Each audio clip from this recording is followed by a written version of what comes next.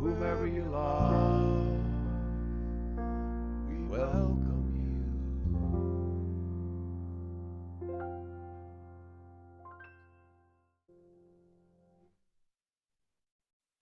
Good morning.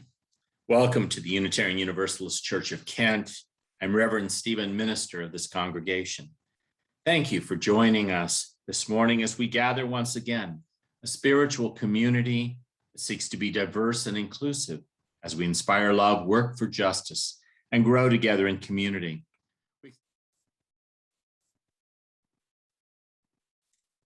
And once again this morning, welcome.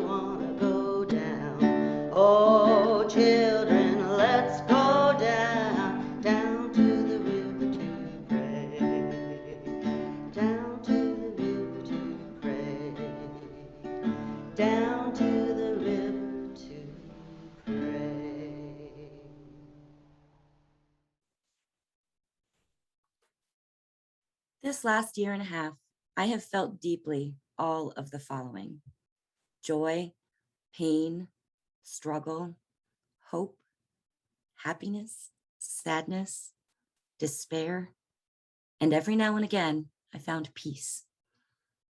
Some days even felt as though I cycled through all of those in the same day.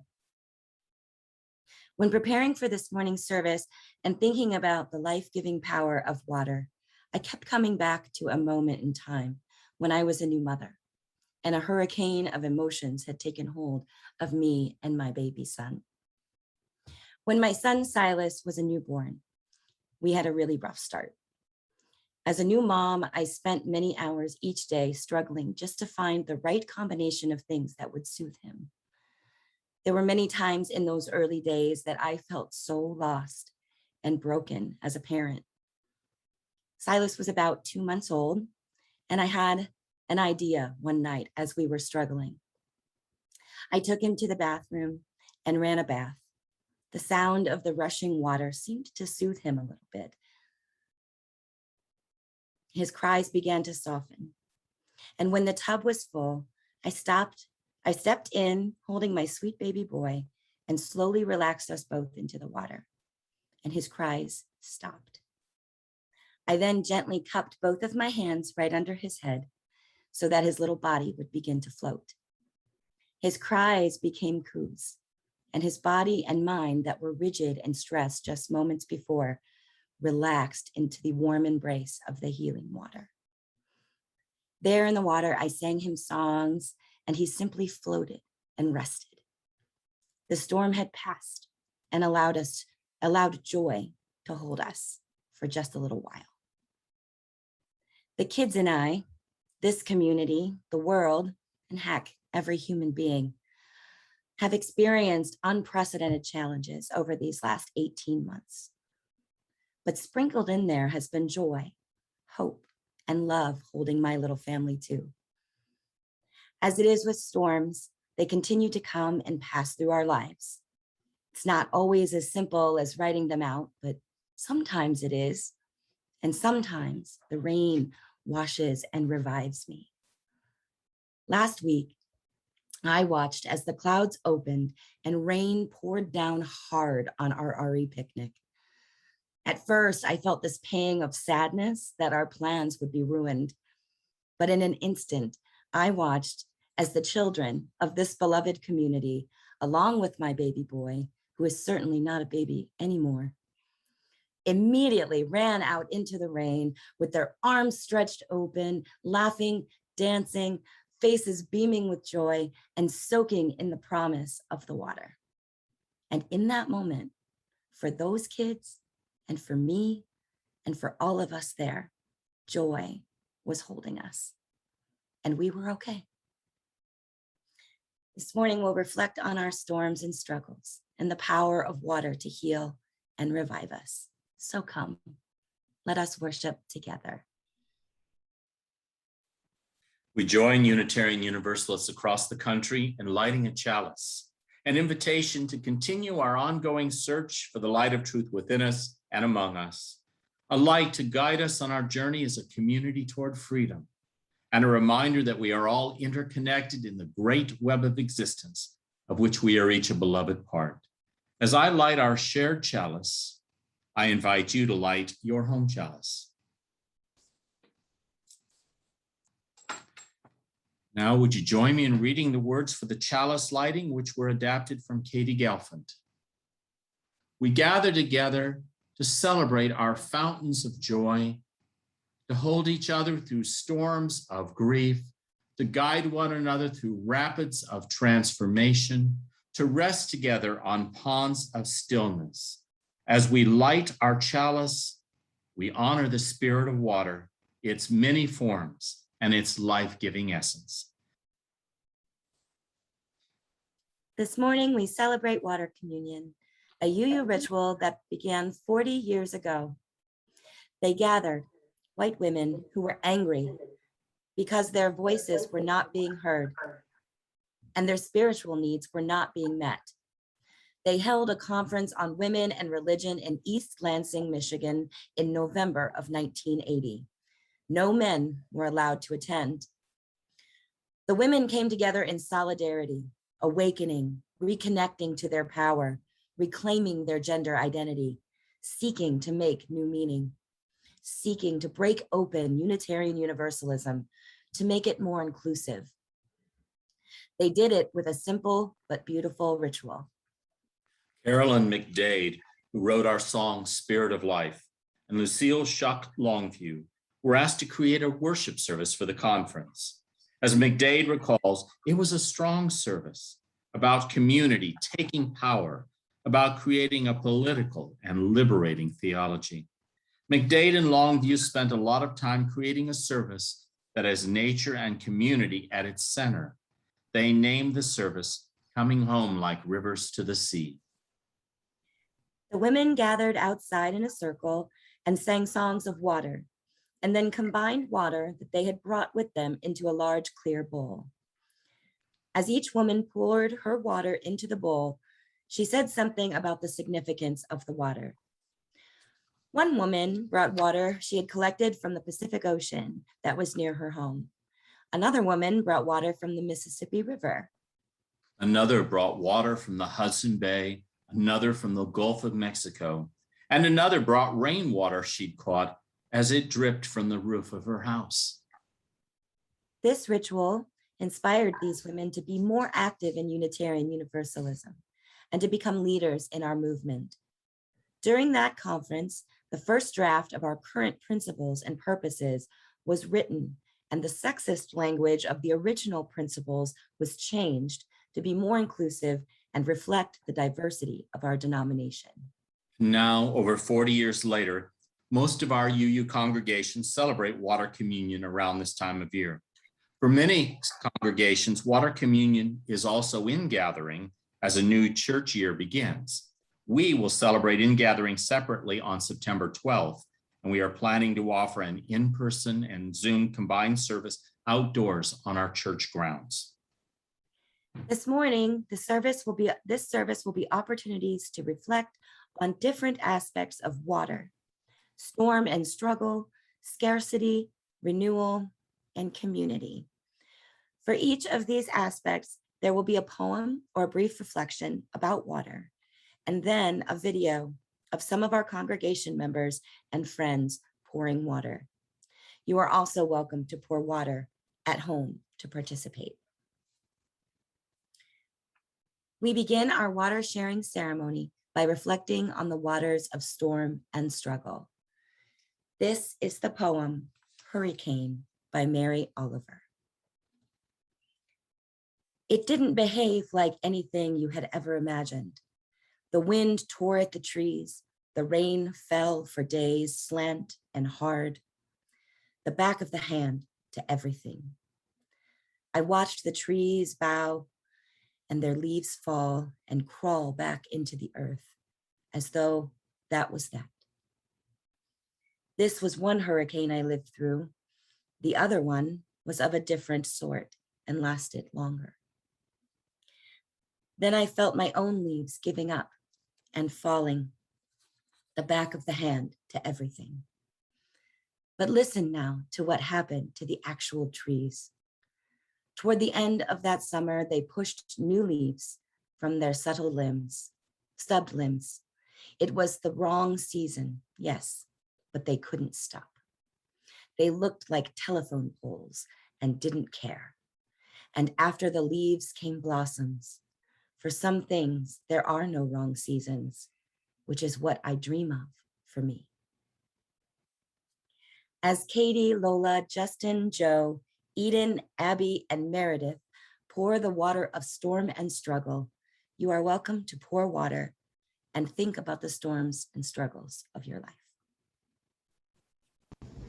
We pour the water of storm and separation. The pandemic has been keeping us apart. We hold in our hearts who are hurting. Those who need a hug. May they know comfort and peace. May it be so. Now I invite us into a time of stillness, to turn inward, to connect with the love that is the very heart of life itself, to reflect on the mysteries of life, to remember once again that we are connected to each other and all of life as part of the great interconnected web, and to think about the recent storms and struggles in our lives. So let's take some time in silence.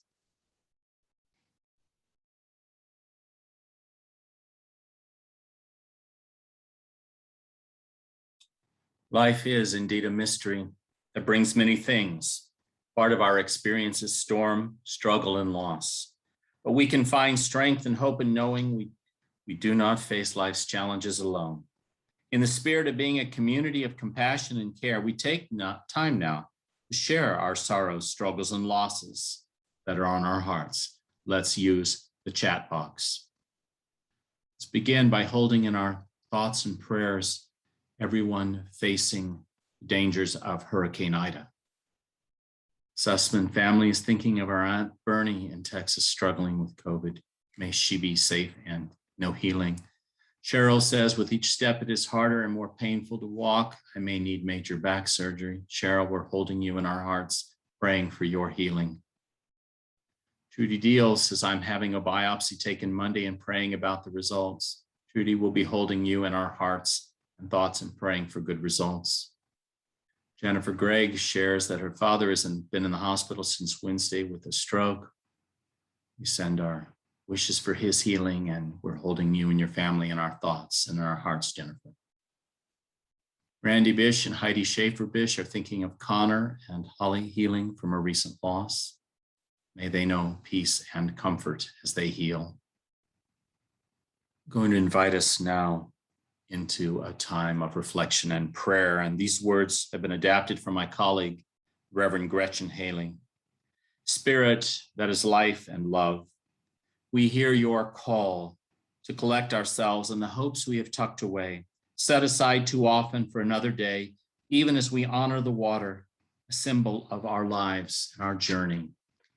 The still water of a lake, placid and peaceful like our lives at moments, or the moving water of a river with rapids at other times when we hold on for dear life, those times of struggle and sorrow and loss we have named. We know there is nothing tidy or perfect possible in this journey. Life, like water, can be many things, sometimes dangerous and filled with risk, other times glorious and filled with beauty, sustaining us and giving of destroying it as well. We honor the power and the wonder of water with gratitude. Spirit, we hear your call to dive into this community and its deep water of promise and possibility with all the dreams of our hearts, the struggles, the silliness, the fear, the hunger, the courage, the laughter, the work, the love. We renew the holy call to hold one another as our journey continues. May it be so. Life also brings joy, wonder, and awe. We've experienced moments this week that have lifted our spirits. Let's use the chat box to share these things with each other now. Lori Merkin McGee says, happy 8th anniversary to my daughter Lauren and son-in-law Donald. We send our congratulations and best wishes. Georgia Quinn offers joy and gratitude for the masked minions who came to unload a truck and found themselves transforming back Fessenden Hall back into a lovely meeting room. Thank you, everyone who worked so hard to transform that space. It looks lovely. Randy Bish and Heidi Schaefer Bish celebrating with joy our first year anniversary. Congratulations, Randy and Heidi. It's been a wonderful year and anticipating many years of love ahead. We wish that for you. Jenny Horvath says, I started my 43rd year of university teaching and found that the first year students, with all they have been through, are still bright, shiny, and eager. Kathy Slater says, Joel and I had a golden time in Holmes County celebrating our 50th wedding anniversary. Congratulations. That's wonderful. Calvin Gibson says, joy for returning to my university to finish my degree after a prolonged illness. May that go well for you, Calvin. And now, with gratitude for these and every blessing and joy we receive in life, for the gift of life itself, for the companionship of one another on life's journey, and for the deep waters of this community, we say, Amen.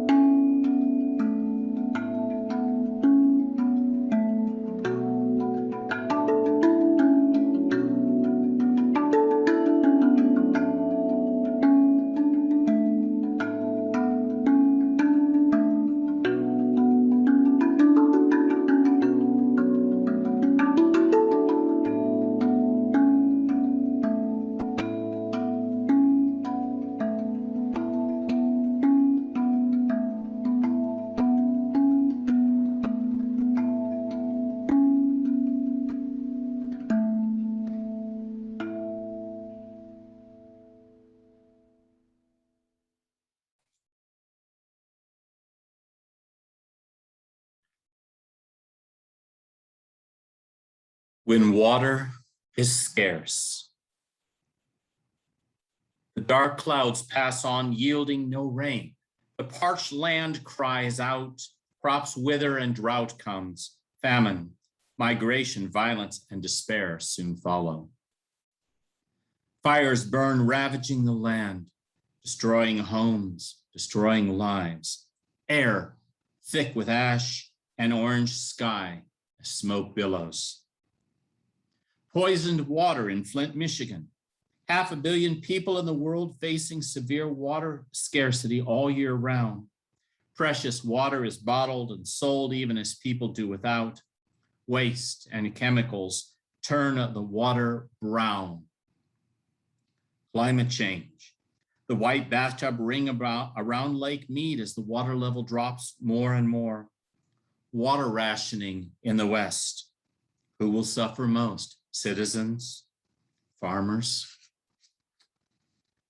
Because of climate change, pollution, and overuse, almost 1 billion people do not have access to clean, safe water, including more than 2 million people in the United States and its territories. Using the things we can do about this problem. Claudia Miller says, eliminate thoughtless and unsustainable habits. Thank you, Claudia. And Verweeby says, donate to causes like UNICEF that work to provide clean water.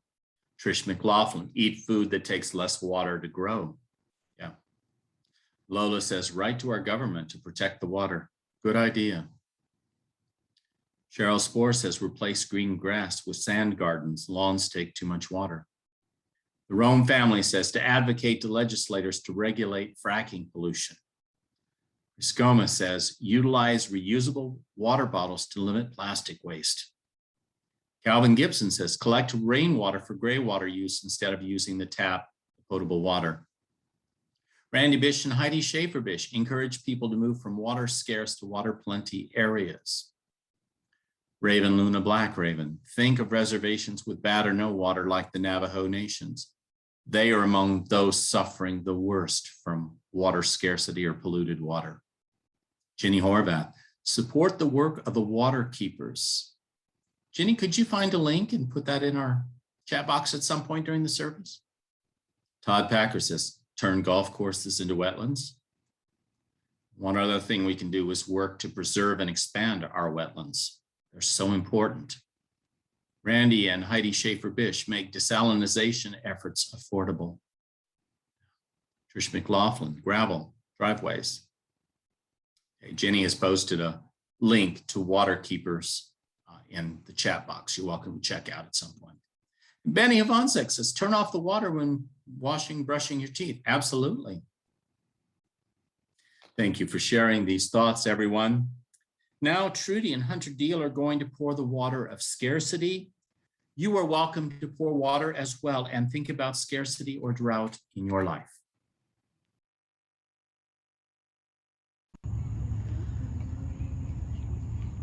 We pour this water for our community in hope for those facing scarcity. Scarcity of medical care, food, water, shelter, or any other necessity of life. Part 3, the water of renewal. Water has always played a central role in the human story because it connects us and is part of our entire life. We are cradled in the waters of the womb before we are born, and we are made of about 70% water. We drink it, we play in it, we use it to clean virtually everything. Many people seek out hot springs because they are believed to have healing power, and many religions believe water has spiritual powers of cleansing our souls and renewing us. I'll share with you now The Fountain by Denise Levertoff. Don't say there is no water to solace the dryness of our hearts. I have seen the fountain springing out of the rock wall and you drinking there. And I too, before your eyes, found food footholds and climbed to drink the cool water. The woman of that place, shading her eyes, frowned as she watched, but not because she grudged the water only because she was waiting to see we drank our fill and were refreshed. Don't say there is no water. That fountain is there among its scalloped green and gray stones. It is still there and always there, with its quiet song and strange power, to spring in us up and out through the rock.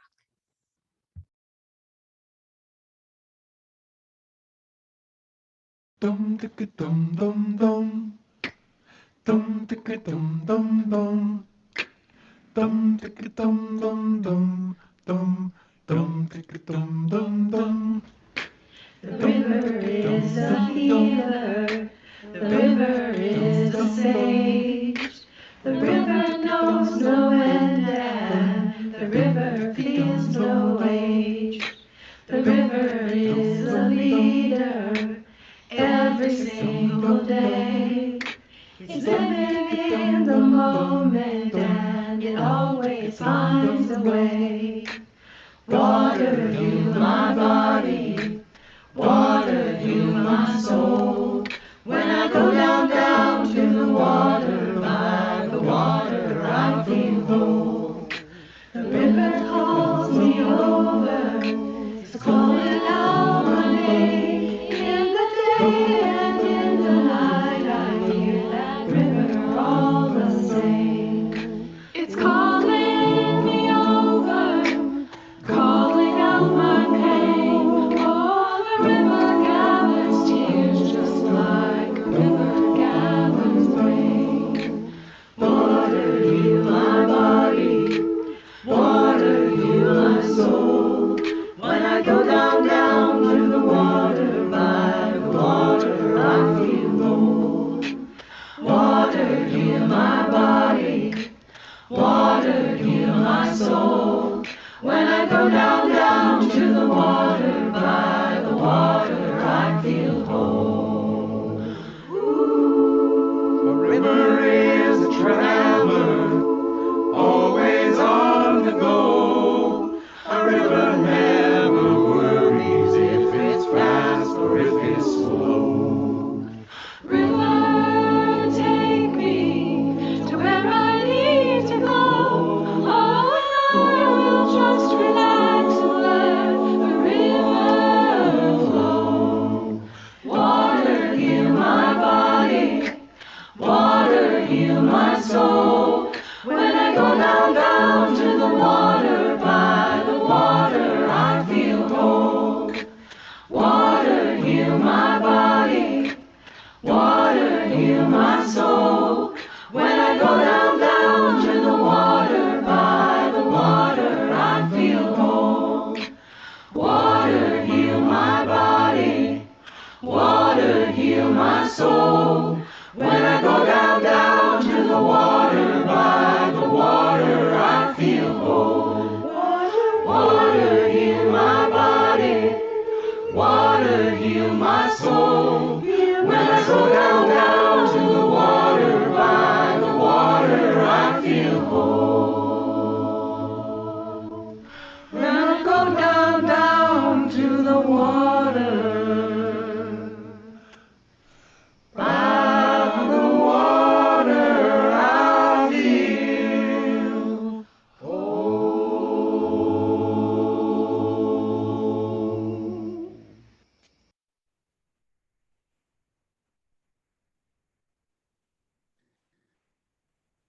And now, as Andrew and Amanda pour the water of healing and renewal, you are welcome to pour water and invite it to heal and renew you. We pour this water in the spirit of renewal. May we feel renewal as the water cleanses us and refreshes us and prepares us for the growth of a new year.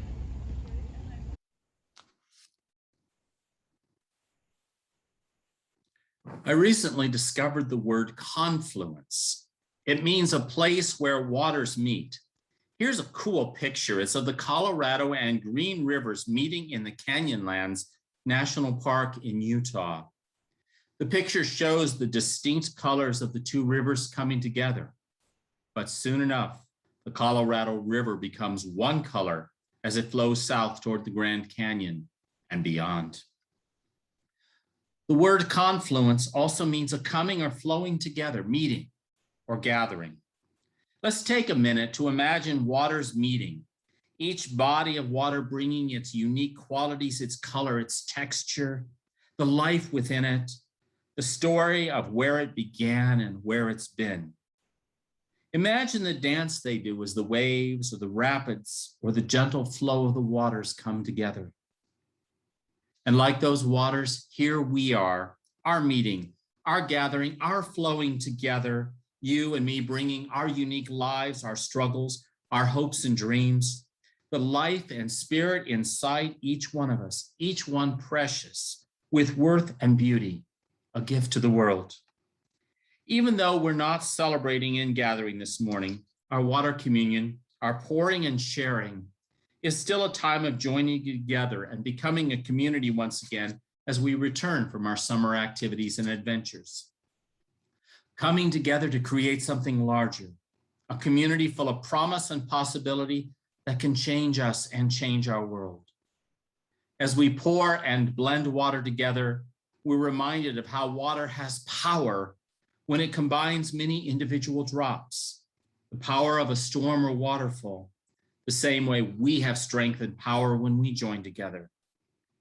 In pouring the water of community, we also affirm that there is a place for each one of us here, and that the love, the energy we bring are needed to make this place what it is, a spiritual home where we can discover truth and grow, where we can be our real selves and learn to be our best selves, a house where we remember our connections to each other and all of life. So let us remember the story of the first water communion, how those women gathered, as we come together in solidarity, awakening, reconnecting to our power, seeking to make new meaning. But let us seek more than solidarity and harmony. Let us commit to open our hearts and open Unitarian Universalism even more, making this community and our chosen faith even more inclusive. Let us recommit ourselves to living our seventh principle, the interconnected web of all existence, of which we are each a part. Let us cherish the gift of water, care for it and protect it, and do what we can to make sure all people have access to clean, safe water. As we blend our water and our lives together once again, may we be grateful for the gift of water. May we remember that we are connected to one another in all of life, and that together we are a people of hope and a life-changing love, of power, and so much possibility. And now as Kevin pours the water of community, you are welcome to pour water and think about what this community means to you. We pour this water for community, for its warmth, love, support, and solidarity.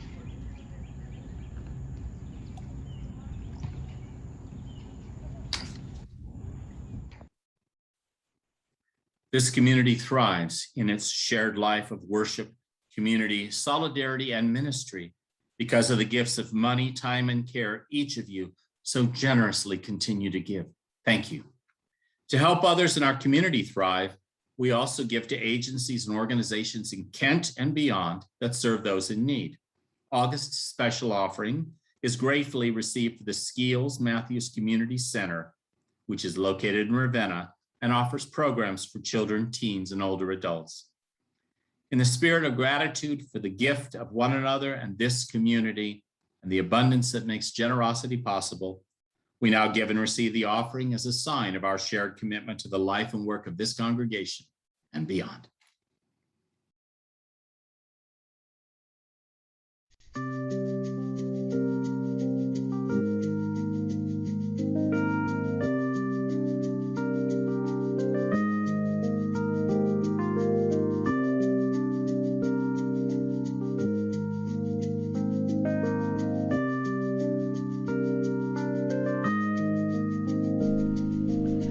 That all the water becomes the water moving right through me. The river runs and connects me to the sea. The raindrops fall down into the stream flows into the ocean. These currents are a part of me, an echo in my motion. We spend our lives drifting down the river, her liquid arms keeping us afloat.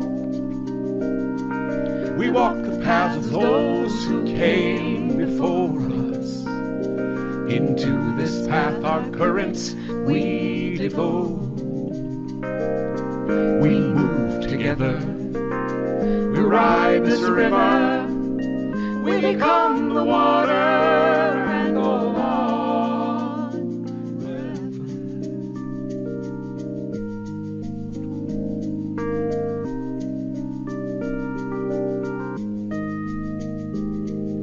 The river never stops within the stillness of emotion. But when within the river breaks, we're right back to the ocean. The water rushing over me becomes the rain tomorrow. It falls upon the broken ground and heals all earthly sorrow.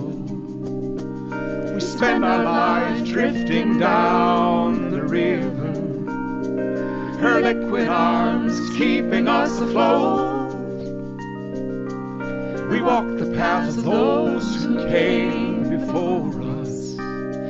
Into this path our currents we devote. We move together, we ride this river, we become the water and go on forever.